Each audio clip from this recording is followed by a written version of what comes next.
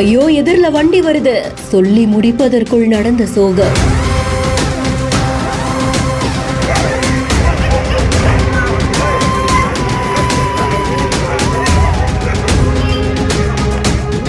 ஒரு உயிரே பறிபோகும் அளவிற்கு இத்தனை வேகம் ஏன்? சாலை வளைவில் நடந்த கோர விபத்து.